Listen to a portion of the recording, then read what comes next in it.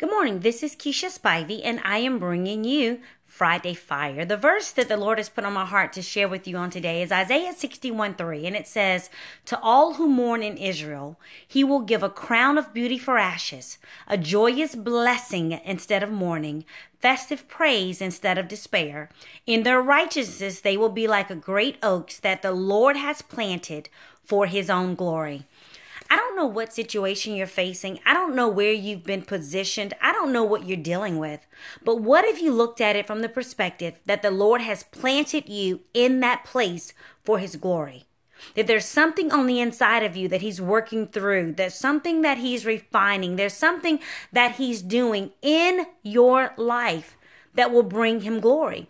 And the hope in this verse is that he says, I'm going to give you beauty for your ashes.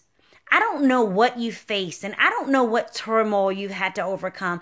I don't know what things in your life you feel have been burnt up. But God is saying, I'm going to take those ashes. I'm going to take those ugly things. I'm going to take those fragments of what was, could have been, or might have happened, and I'm going to give you beauty for them.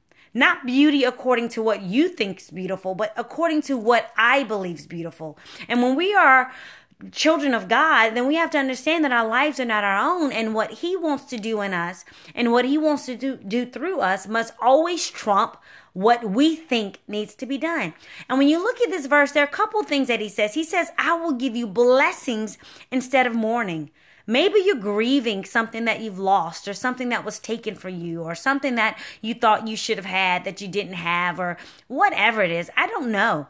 But God is saying to you, I'm going to replace that mourning with blessing. He says, I'm going to give you praise instead of despair.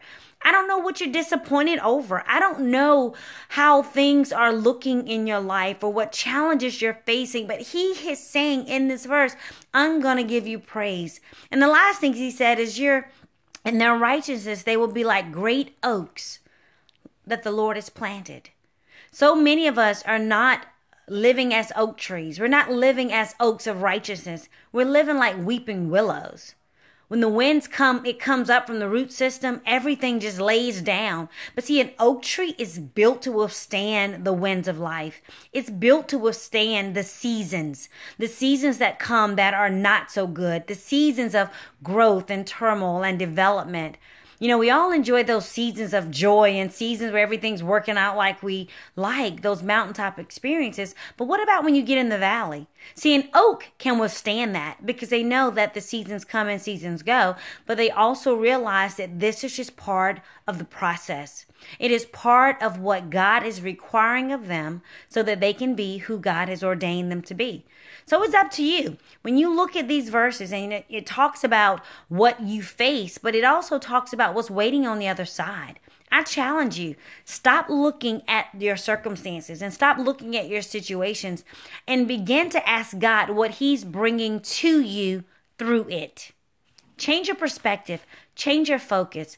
Stop being a weeping, whining willow and be an oak of righteousness.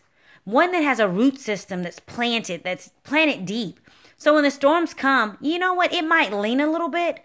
It might bend a little bit, but it's not going to break. You get to choose who you're going to be. You get to choose what you're going to stand on. You get to choose how deep your root systems go. Or you get to choose whether or not you want to be fickle about it. And you want to be emotionally driven instead of spirit driven. You get to decide that. And once you make up your mind on what you've decided to do, your actions will reflect that. So on this beautiful Friday, that's my challenge to you. Be an oak tree. Stand, be planted, and then commit to bloom right where you are. So you have an amazing day, a wonderful weekend, and I will speak with you on next Friday. God bless you.